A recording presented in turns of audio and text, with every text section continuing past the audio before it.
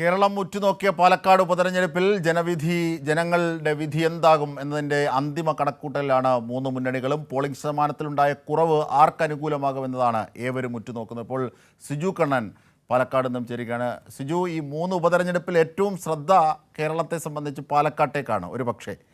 കാരണം പ്രത്യേകിച്ച് അവിടുത്തെ ഈ പോളിംഗ് ശതമാനം കുറഞ്ഞതാണ് ഏറ്റവും വലിയ സജീവ ചർച്ചയായി കേരളത്തിൽ നിൽക്കുന്നത്. എന്തൊക്കെയാണ് ഇപ്പോഴത്തെ അവിടുത്തെ ഒരു അവസ്ഥ, മുന്നണികളുടെ കണക്കുകൂട്ടലുകളടക്കം?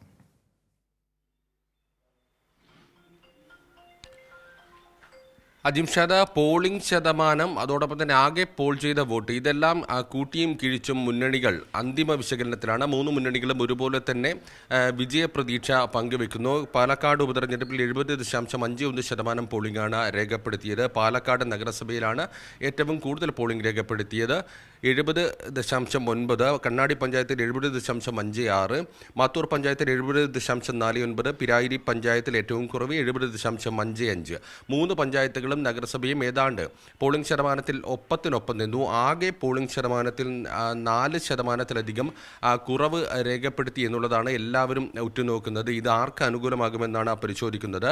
2006 മുതൽ 2021 വരെ നടന്ന നിയമസഭാ തെരഞ്ഞെടുപ്പുകളെ അപേക്ഷിച്ച് നോക്കുമ്പോൾ അതിനേക്കാൾ കുറഞ്ഞ പോളിംഗാണ് ഇത്തവണ രേഖപ്പെടുത്തിയത്. 2006 71.58%, 2011 72.78%, അവിടെ നിന്ന് കുറച്ച് വർദ്ധിച്ച് 2016 77.25%, 2021 നിയമസഭാ തെരഞ്ഞെടുപ്പിൽ 75.44%, ഇത്തവണ 70.51%. LDF ഈ പോളിംഗ് ശതമാനം കുറഞ്ഞതിൽ വലിയ വിജയപ്രതീക്ഷ പങ്കുവെക്കുകയാണ്. കാരണം 2006 നിയമസഭയിൽ 71.58% ഉണ്ടായപ്പോൾ പാലക്കാട് നിയമസഭാ മണ്ഡലത്തിൽ LDF വിജയിച്ച് കയറിയതാണ്. അത് തന്നെയാണ് പ്രധാനമായും LDFിൻ്റെ പ്രതീക്ഷയ്ക്ക് അടിസ്ഥാനം.